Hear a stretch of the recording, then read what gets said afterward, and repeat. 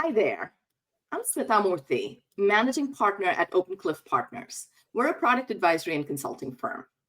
As a woman who's spent over 25 years in tech, product, and leadership in corporate roles, I have crossed paths with inspiring women who walk the talk, have an abundance mindset, and have helped shape my career journey. My hope is through my actions while I was in corporate roles and now in this chapter of my professional life, that I give back and pay it forward. There's plenty of research that shows that women don't have enough women role models to look up to emulate, and to learn from. And very few women leaders who break the glass ceiling, be it in corporate, entrepreneurial, or other arenas, actually support other women in terms of being a champion, a sponsor, or an advocate. And worse, see them as competition. The inspiration for this podcast series is to showcase women in tech, product, and leadership who inspire, who actually help, and are positive influences to those who have the good fortune to be in their orbits, lifting as they climb.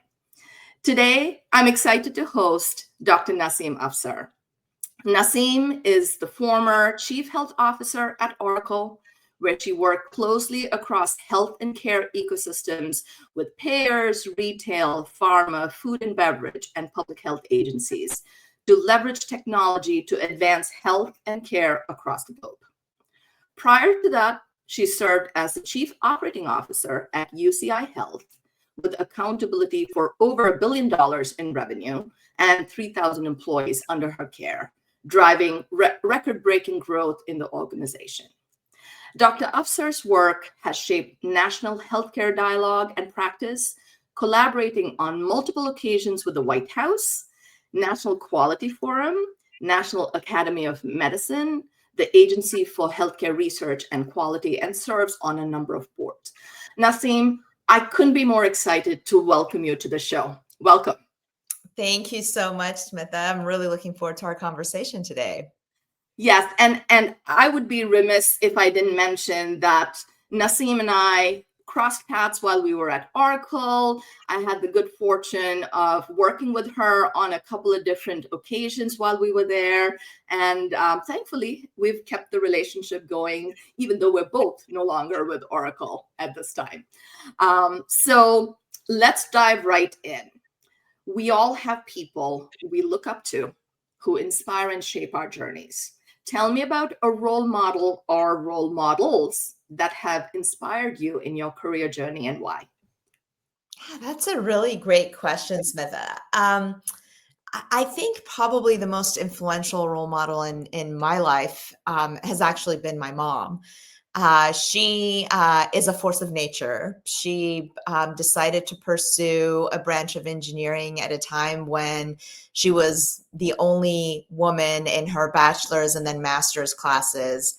Then decided to pursue her PhD later in life and did a heavy focus in AI and ML. I actually, in my early teens, got to learn about artificial intelligence and machine learning from her PhD thesis, but has always been a really forward-looking person. And I think that's really guided me in my journey. There's kind of like, when I reflect on it, a couple lessons I would say that I take away from getting to watch her, because she is unlike me. She is an introvert and not one who really kind of speaks about this, but she really kind of carries herself, and you learn so much by kind of watching people who have such dedication and integrity in what they do. I think she always has a very clear vision for the future. And I know that kind of helped her in her journey and role modeled for me that longer term ideation about what can be versus what is. She always demonstrated how on the way to get to that vision, there are some ups, but there are also plenty of downs. And how do you navigate through that journey is almost never seamless or graceful. but that's kind of where you build character and strength. And I think the last part is just having tremendous humility in all of this, having humility for what you know so that you continue to grow and learn more, having humility for where you are, even when you're in big leadership positions, because it's not about you, it's about that greater mission, it's about you working with others. And I think those are lessons that I'm trying to pass on to my kids, that have really stayed with me. Oh, that's awesome. And by the way, just an interesting tidbit. I think of all the guests I've had on this podcast, most people actually are most highly influenced by their moms and by their, like, the women, the strong women in their families. Yeah. And it need not be the same profession. Clearly, like, your mom is an engineer and you are a doctor, a medical doctor. But so it's awesome. It doesn't matter what the person actually studied. It's a huge inspiration, and it kind of goes to show how, like, our leadership styles are guided by what we see early in our childhood, Well, right? that role modeling really makes a difference, right? Yeah, And it absolutely. becomes part of the fabric of who you are. And in fact, we spend a lot of our adult life trying to unravel parts of it that are not functional or serving us well, right? And Yes, it shows yes. the impact of that, which it then puts us all in positions to be thoughtful as we're handing down and supporting the generations that are coming behind us. Absolutely. Just very interesting for me listening to all my guests, how that's a common thread Yeah, that I I love see. that. I just Yeah, I love, yeah. And so speaking about leadership and the lessons we learn from our role models and how we craft our own style, what are some key leadership lessons you live by? It's interesting because I think this is gonna in some ways really echo the lessons that I learned from my mom. I think, um, being curious and being an enthusiastic learner, is definitely a big leadership lesson for me. And I'll give you an example of that. When I became the chief operating officer at UCI Health, I was among the only physicians who were in COO roles at major medical centers. Obviously, my training and background was fundamentally different than people who had trained on the business, finance, and operational side of things. Now, I had been in operational roles for a number of years, but there were areas that I had not had an opportunity to learn about. One of those was public safety and security. So, our head of safety and security, an absolutely incredible lieutenant, reported to me, as well as to the chief of police. And we were at a time in this country where there was a lot of tension between security and safety and campuses. And Hmm. so we sat down together, and my ability to be curious and want to learn enabled me to really partner closely with someone who had a lifetime of expertise, to be able to connect him with others who were in this field, kind of thinking about where the evolution of this needed to go, for us together to be able to listen and understand what the community needs were, and to actually come up with something that really enhanced the relationship between our security and safety services and the campus, and really made some impactful changes that help support the safety of our staff and our providers. Um, and that's not where my expertise was. And I Yeah. think throughout my career, I've encountered many situations where, um, while there are a lot of things that I've had the privilege of having deep experience and expertise in, there are many things that I haven't. Kind of continuing to stay curious and learning and surrounding myself with people who are smarter than me, who know more, who are willing to be partners, I think has really served me well. I think alongside with that is something that we talked about before, which is to me is a really critical trait, which is having humility. I think Yeah, I was especially just going to say that. Yeah.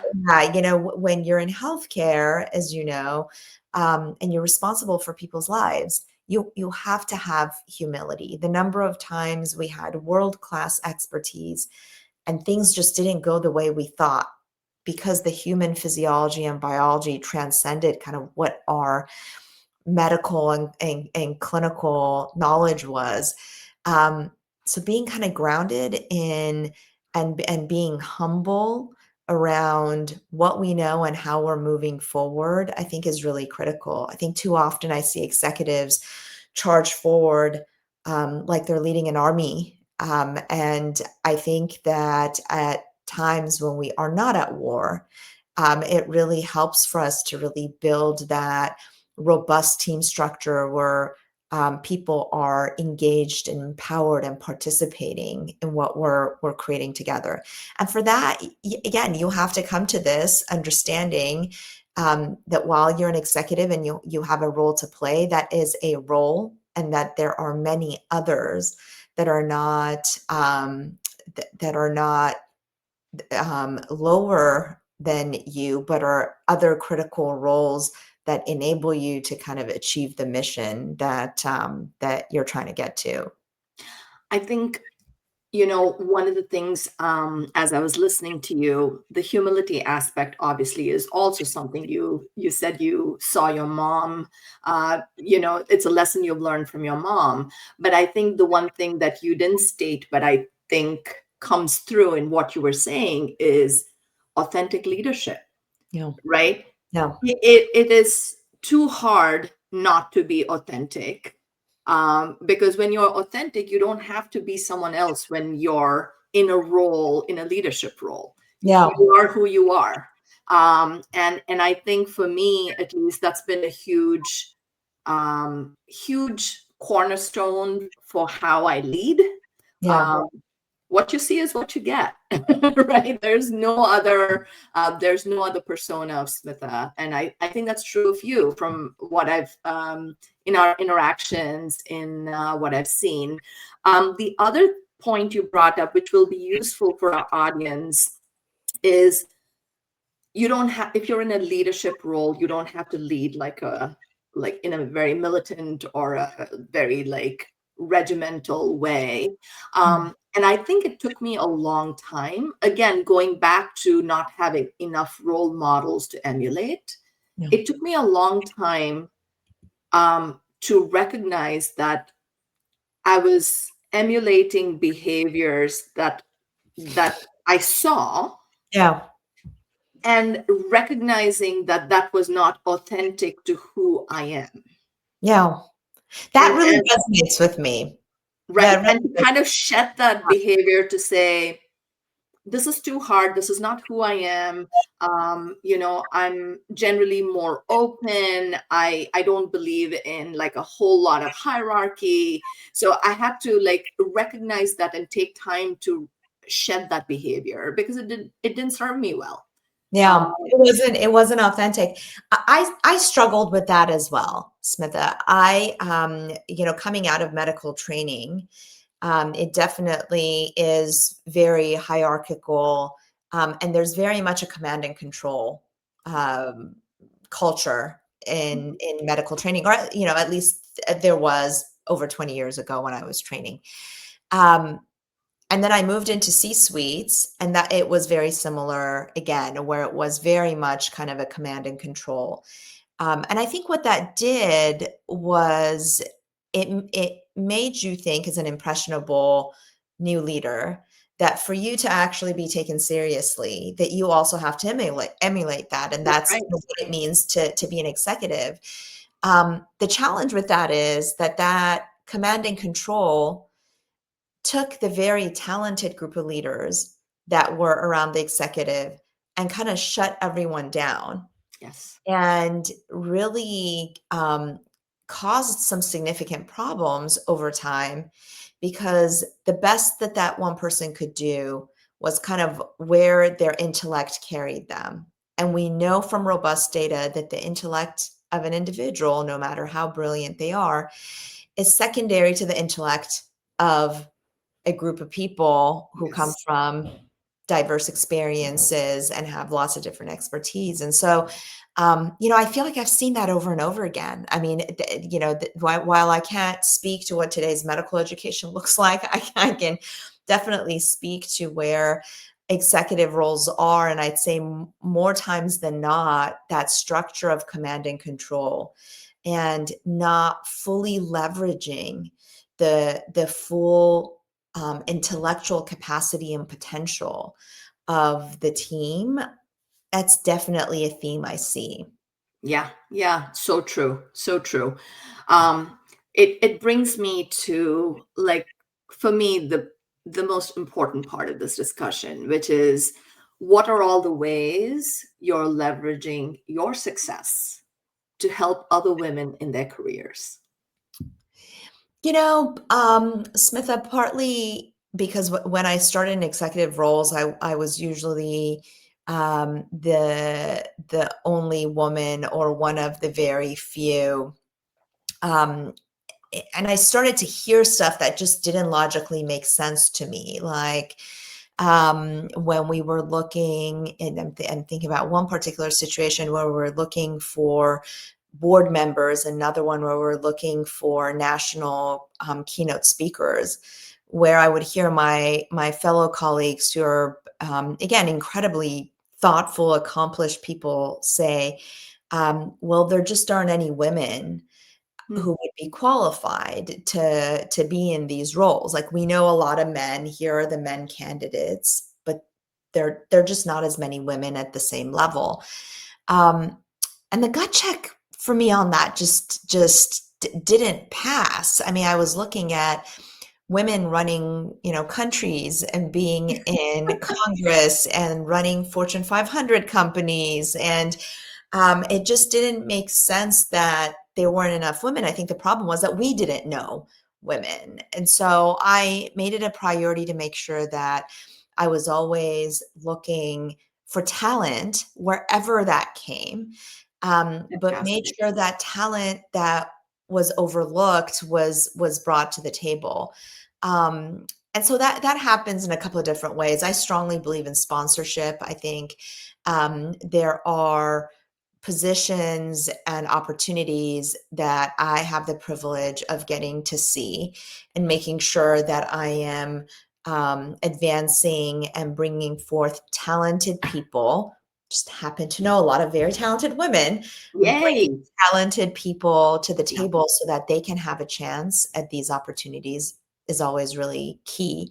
The other thing that I do is that in every job that I've had, I've always created a community for women leaders, both people who are in leadership positions and then people who are kind of the level below, to actually provide opportunity for networking, because a lot of times these women were in different areas of the organization, wouldn't have the opportunity to connect, wouldn't have the opportunity to network.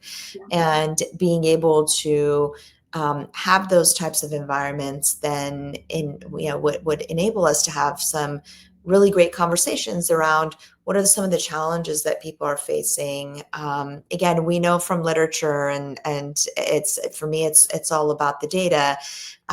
We know that there are challenges that women encounter in the workplace that are different than the many challenges that our male colleagues encounter.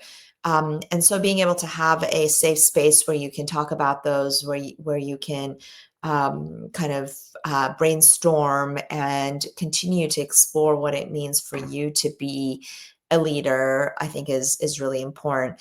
Again, I know that I don't have all the answers, but I know that creating those communities will Yes. provide the answers. And I've seen throughout the years, like this is again among the biggest joys of my life, I've seen women from these communities go for positions that they wouldn't have gone for because of the advice that they got from the group, be able to advance, be able to ask for the higher title, the higher compensation, a different title and compensation, different place because of the power and strength of the community.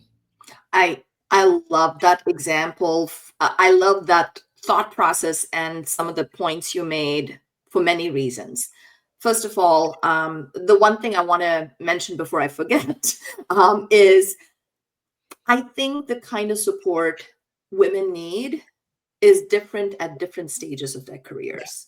Like too often, I had a previous podcast series. I've spoken to several male allies. Actually, these are like amazing colleagues I've had, and some have been my managers and so on. I think if you don't ask as a woman, people genuinely want to help and they don't know how to, and they're worried about if they're crossing a line. Mhm. So I think, the point about asking for a higher title, asking for a higher compensation, um, and the communities you talked about that give women who are coming behind us Yeah. that opportunity and that community and that confidence boost that people often, that's just that little push that they need to go for it. I had actually, when I was in a prior role, created something called mentoring circles. We had organizationally, we had like an employee group for women in leadership, Mhm. but that was only for VPs and higher. So how do you like include the others who are not VPs, Yeah. who are aspiring to be VPs or higher?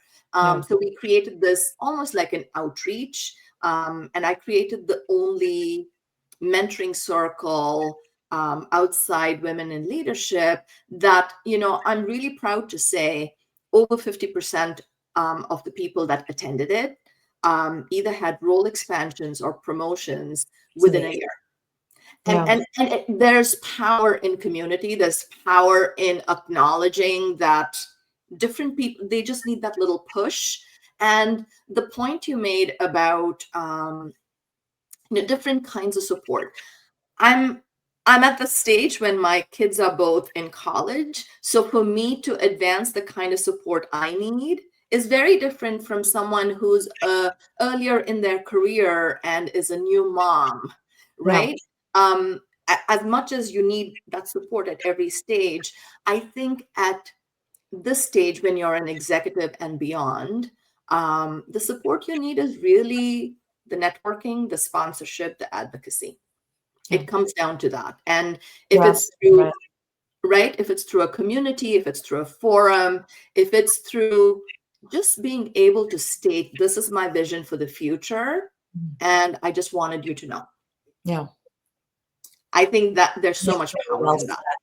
Absolutely, absolutely. I think again, it goes back to the power of bringing together a group of people who are genuinely committed and now connected through the community to helping support each other. Yeah.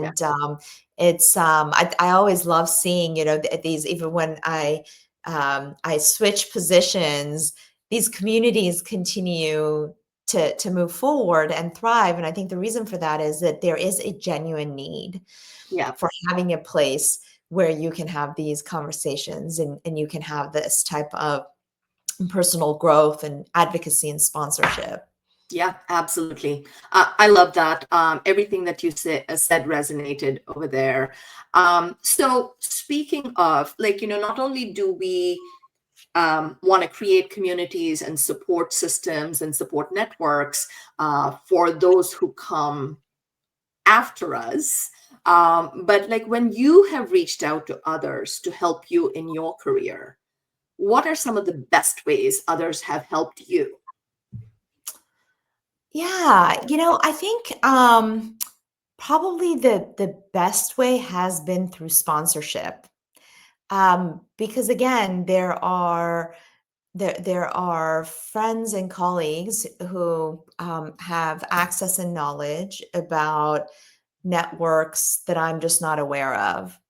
And I think when you're looking at kind of what could that next step look like, both having partners who could honestly kick ideas back and forth with you. So that's always helpful. And I'm very blessed to really have had relationships for 15 and some nearly 20 years, with friends that have enabled me to better fine tune and clarify what is it that I'm looking for? How am I looking to make impact next? Yeah. But I think what's been most impactful is sponsorship, is when people are aware of groups that I should know, people I should connect with, and kind of do that warm handoff. Um, it's not about, hey, let me get you your next job. I think No, that's fair, right? It's about, hey, the way that you're thinking is very similar to this other executive. Let me connect the two of you, and then I'll let you kind of take it from there. And then over time, that relationship then transitions into opportunities that I wouldn't have otherwise seen and been exposed to. And so, kind of genuinely wanting to build that network, and looking at how can you have a two-way relationship where you are both adding value and the person is also adding value onto kind of what the next phase could look like for you. and I think that's a very important point you made. Yes, sponsorship absolutely is super critical, but it's also that two-way relationship Yeah. when, I mean, it's one of the key things of networking, right? Like you have to add value to receive value. Yeah. And I struggle sometimes with networking, right? You would think someone who spent nearly 3 decades in the industry, networking should be a thing that we all do very naturally. But I recently heard someone say networking is work. Yeah, that's a really interesting framework. I will say for me, I genuinely love connecting with people and making the world a little bit smaller. I mean, I can't tell you the number of times I've done a cold call on LinkedIn, or I heard someone speak and reached out, where I'm like, wow, this is someone of value. I really want to support what they're doing, and if there's something I can do, I'd love to do that. And Yeah. there's obviously like nothing in return in that relationship more than like I just really like how this person is thinking about healthcare or technology or leadership or um and I feel like if you're looking for genuine connections, it kind of smooths over some of the challenges of networking. I do think when it's transactional, and I've had that happen a lot, I'm sure you have had too, where I've gone and I've given a talk to a large audience, and people will come up afterwards and will want my email so that we can connect. I'm always happy to give it. I'm always happy to connect. And when we do connect, it is very transactional. It's, hey, I'm looking for this job. Can you get me to this job? I'm Ooh. looking for this.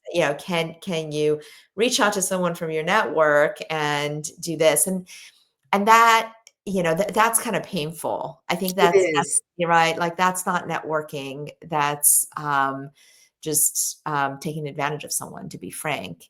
Yeah. Whereas networking is, again, really from my perspective, is a longer term relationship where you're both kind of in this because you believe that by connecting and making the world a little bit smaller, amazing things are going to happen. And again, I'm sure you've seen this too. I'm always amazed at when I connect with other people who are outside of my network. Like invariably I'll find 5 other people within my network that I'm like, oh my gosh, you should meet with them. Yeah. Yeah. It's and then kind of magic happens. I was recently at an event where I was talking And an incredibly talented gentleman came up afterwards. He was looking at implementing clinical trials for vulnerable populations. Mm. And after a brief conversation, because I had to run to the airport, I was like, "Hey, we should definitely keep in touch. Reach out to me. Let me see how I can help you." And as I was going to the airport, I was like, "Oh my God, I have like 5 people who are working with different aspects of how they reach out to vulnerable populations, all the way from chronic disease management to someone in my network who is actually doing athletic wear for vulnerable Wow. populations. She's Hmm.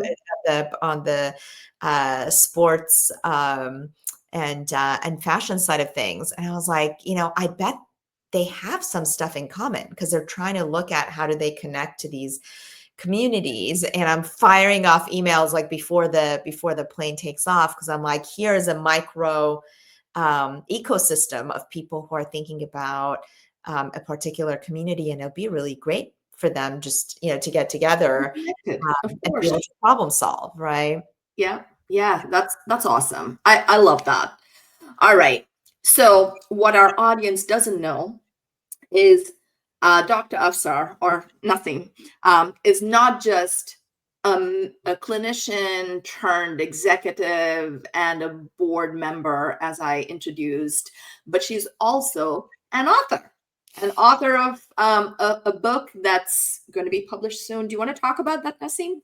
Oh, sure. I'd love to. So, Intelligent Health is my book. It'll be coming out in March of 2026. And thank you. I am super excited about it because it's honestly, for me, it's a dream come true. This was an idea that I had over 15 years ago. At that point, it was an aspirational idea. And you know me, I'm too practical and operational. So at that point, I was like, oh, it would be so nice if this happened, but I wasn't going to talk about it or write about it. And over the last 5 years or so, as I've seen the technological advancements and looked at their potential implications in healthcare, I was like, wow, this is actually possible. And so this book is kind of a culmination of all of those experiences. And briefly, really kind of the core concept of it is we have been able or we have gotten stuck trying to advance health and care in this country, and honestly globally, but we'll focus on the US. Because at any given time, we're only dealing with 20% of what determines someone's health. Mm. And that is the care that happens within healthcare delivery systems. We know that that's only 20% of what determines your health. The 80% of what determines your health is the air you breathe, the food you eat, the stress you carry, your genetics, your environmental factors, your habits. And we now live at a really exciting time where that 80% is actually being tracked because of our wearables, our apps, because of how easy it is to get genetic testing.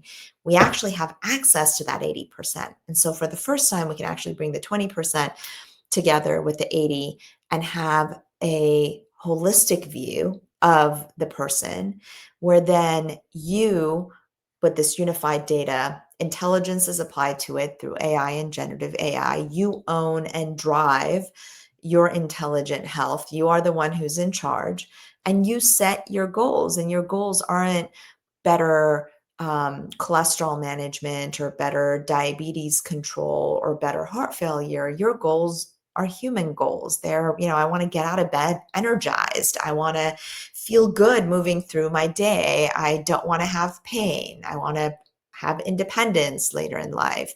And intelligent health through the AI algorithms then takes the totality of what makes up you, along with your clinical conditions, and creates a seamless way for you to go through your life to be able to achieve and optimize those life goals. And so it's a healthcare technology book. It talks about kind of what is intelligent health, what goes into building it, and how that's possible today. How does it evolve the entire ecosystem of health and care, and what are some real concerns that we need to address, like privacy, security, the environmental impacts of compute power.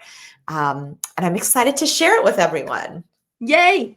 I would love a signed copy. I Oh, am coming gonna your buy way, the my book. friend. Coming your way. I would love it. And it's amazing. One of our other colleagues is also ex-colleagues is also working on the book. So I think I'm so excited for you. I'm sure it's going to be a roaring success. Thank Um, and I know you're also an avid reader, because you are sitting in your library at your home.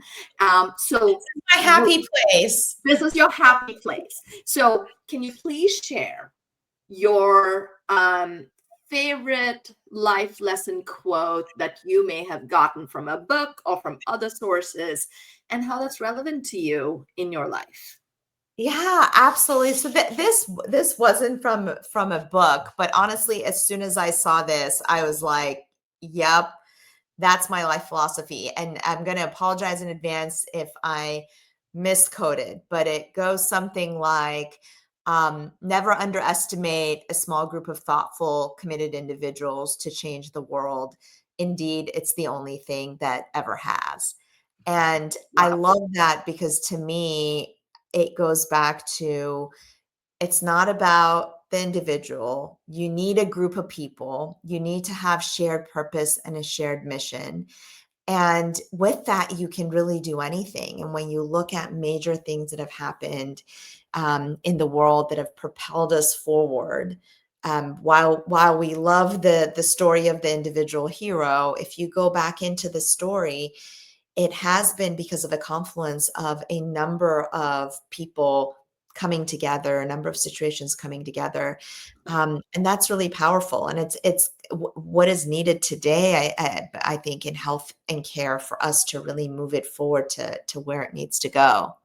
Yeah, absolutely. I love that. I love that. I was also going to ask you any book recommendations you have that have Oh, helped you stay so true. yeah, I'm sorry, I cut you off. Tell me, finish. No, any book recommendations that have helped you stay true to who you are. I know I've seen your recommendations on LinkedIn. You kind of Yeah. challenge yourself to read X number of books in X period of time. But any recommendations that you have for our audience? Yeah. So again, I think LinkedIn will be a great place to check because I usually post Okay. about books. I again read 50 to 60 books a year. I just absolutely love. I listen and read. So part of being able to get through that is I do. When I work out, when I'm cooking, I'm usually listening to books. You asked about books that have helped me be true, To yourself, to like to myself. who you are. Yeah, Um, I'm gonna think about that for a second. I'd say probably the people who help me be most true to myself is my kids, because they are honest and strong and have opinions about things. So that is probably where my grounding comes from more than anywhere else. I read a phenomenal book by Martha Beck called The Way to Integrity. mm, And then I would say all books by Brene Brown. I just reread Rising Strong, which again really resonated with me around the critical process of working through the challenges that come up in life. How do you rumble with them? How do you solve them? How do you show up in a thoughtful and vulnerable way? So I'd say those are probably in terms of kind of books to stay true to myself. I'll be remiss if I didn't say one of the best books that I've read in recent times was Empire of AI mm. by Karen Howe, which I thought was she's a gifted journalist, but I thought it was very well written, very compelling about how the generative AI movement has gone to where it is, what are some of the things that we really need to be very, very thoughtful about in terms of impact on people and society, and kind of, what does that look like in the future? I thought that was really great. Also read Abundance by Ezra Klein, which I also love. It matches my philosophy of, we live in a world of abundance. The sense of scarcity is really a made up thing that we have. Yeah. And kind of a reminder around approaching everything with that viewpoint of abundance, I but love also that. understanding kind of the challenges that come along. So I'd say those are kind of some that are top of mind for me right now. Love it. Love it. I'm gonna listen to the recording after to write them down, and maybe read several of Yeah, them. let me know So what you think. yeah, I most certainly will. Nasim, it's been an absolute pleasure having you on the Oh, so show. lovely. The Thank you. I loved so many things that you said. I saw parallels with my philosophy. It's probably why we've stayed connected. And I love that very last book you said about the abundance mindset. I think that is something that is kind of fundamental to like why I started some of this podcast series, even because if you believe that there's enough for everybody, Yeah. you're willing to bring everybody along for the ride versus thinking, oh no, no, no, that's the only spot, so I have to have it. So thank you again. I appreciate you, and I appreciate your time. I really think the audience will benefit from listening to this. Thank you so much. Thank you, Smitha. Such a pleasure to do this podcast for you. Awesome.